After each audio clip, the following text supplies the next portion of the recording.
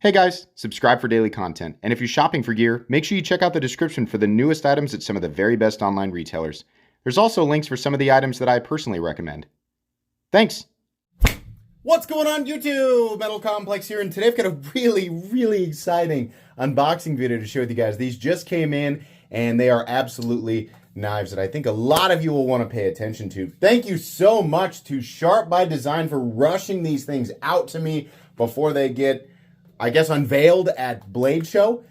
This is one of those times where I'm doing an unboxing on a model that is coming, but these are still in prototype phase. So you won't get a review for a while, but I definitely want to make sure you guys know that these are here because these are very interesting and will be super interesting for a lot of people that weren't previously interested. Thanks to my patrons for supporting me. Please make sure to follow me on Instagram at metal_complex and on TikTok at the_metal_complex. All right, we got a whole bunch of stuff to open. Let's do them one at a time. All Sharp by Design, right? Which generally is synonymous with a pretty high price tag, right? Brian Nadeau is one of my favorite knife makers and knife designers ever. And so I'm always excited. Oh, that is just gorgeous. This is a Fieldgrade Evo or Fieldgrade Evo Typhoon. And so what he means by Fieldgrade is he's making less expensive variants. Now, these aren't going to be budget knives. To my knowledge, I'm sorry, I got to flip this. Oh, it feels so great. Hold on. I can't, hold on. Let me get a flashlight. Flashlight, there it is. Okay, good. I was like, oh God, it's going to be buried. Yeah, detent ball on these. Detent ball on these. Okay, so we have, I wonder, what do we have for the liner material? Boy, it's crisp, real crisp. Flipper tab is smaller than on. I think this is more in line with his custom Evo and not, maybe, Brian, you can correct me. It has an aesthetic that reminds me more of the custom Evo. Boy, that's beautiful. And this one is larger than I thought it would be. So slimmer than the Evo Typhoon, but longer than the medium-sized one. This is a carbon fiber variant. I am going to find my magnet here real quick. I'm guessing it's steel. No, the liners are titanium. Wow, okay. I didn't realize that. I thought that it was going to be a steel-framed knife. Okay, so this is a prototype. The materials, right, as far as the handle scales that he's going to release with it, not set in stone. The blade steel, not set in stone. His target price point, I think he said between $150 and $175, which is expensive, but substantially less than the $350, $400, $450 that you normally would spend on some of his more premium production stuff that was built by Riyadh. Who's the OEM for these guys? Technically, I don't know, but I bet you could all guess. Because for some reason, for some projects, they don't like people saying. That's not on Brian Nadeau, right? It's on the OEM. But golly, I wonder who it could be. Anyways, carbon fiber. I love that we did titanium here. I'm really pleasantly surprised by that. The flipping action is great. He has a super aggressive grind on that. It's very thin hollow grind on this guy. Okay, I'm getting really hung up on that first one there. All right, so we have an all black one here too. Very beautiful black wash. We have G10 scales with black liners. And oh, we've got a blue one here. Very cool. I really hope, oh, it's a Bowie blade too. Yeah, I really hope that we do. I know it's hard. Like, he said that his goal was to do a run of 300 and do a pre-order, or I said 300 or so. Everything that I'm saying, guys, it's not set in stone. He's just kind of trying to test the water out a little bit and see, you know, what people are interested in.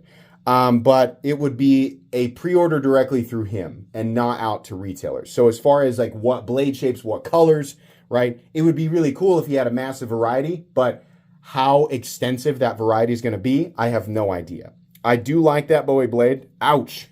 Literally got myself there with the tip. Okay. Tip is extremely sharp. But yeah, I like that one too. Definitely. These all feel exactly the same. All of them. They're perfectly consistent there. Really like that carbon fiber one. And we've got, what do we got here? We got one in tan, and that one's also a Bowie. Let's open up this one and see. And we got a green, of course, right? Good colors here, like that. Just side by side of the two blade shapes there. One's just got a clip out of it. Both aggressive hollow grinds. And then we have one here in a box. What is this? There we go. So what's this? Is this a special boy? Oh, it's the new...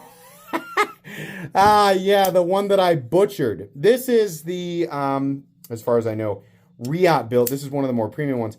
I called it the Derico. And everybody pointed out that I was mispronouncing it. Metal Complex is such an idiot. He can't say Derico. I don't know. I literally don't know how to pronounce it. It has something to do with weather.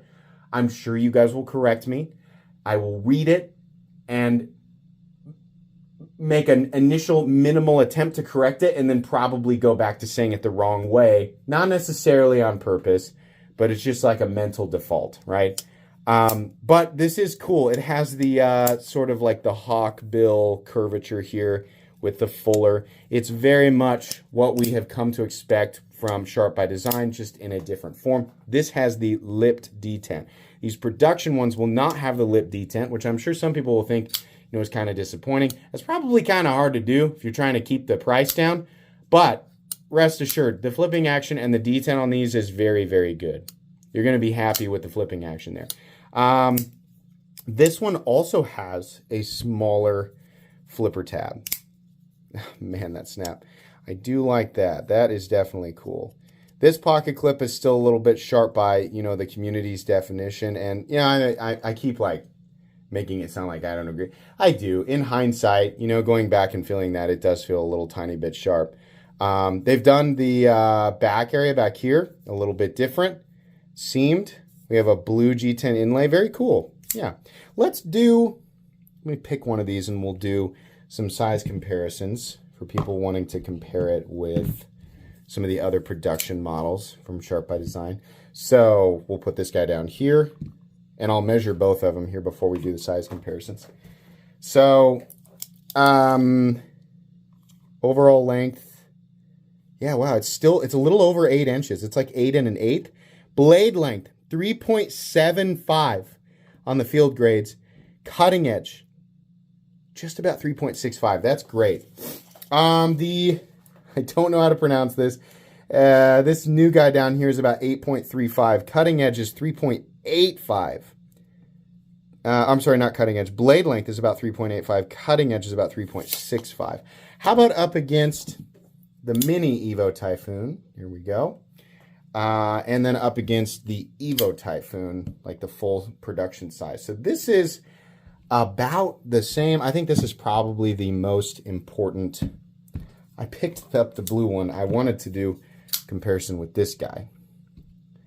They're really the same length. Let me zoom in. They're really about the same overall length.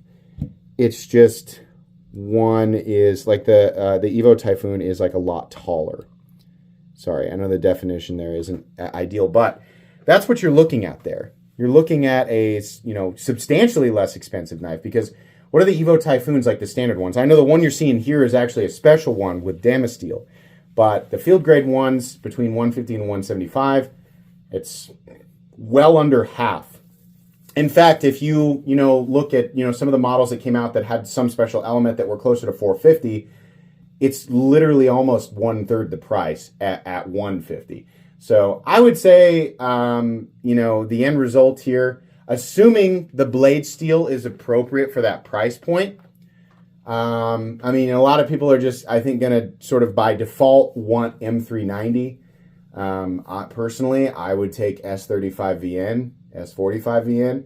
I personally also wouldn't mind CPM 154. I know a lot of people don't want that, but I personally wouldn't mind that, or an RWL 34, which I believe is almost exactly the same thing, if not exactly the same thing. There's a few different blade steels that I would be okay with. I don't want to see blade steels that we generally see under $100. But I think it's really important that you guys kind of weigh in down in the comment section and, you know, let him know what kind of blade steel you want to see. I think stuff like S90V is going to be out of the question. It's going to be probably pretty hard to do. He's doing a small batch, right? That means that he's going to be probably limited because he's got costs, and then of course he needs to profit off of it. So what he ends up using there, it's all going to depend on what it is.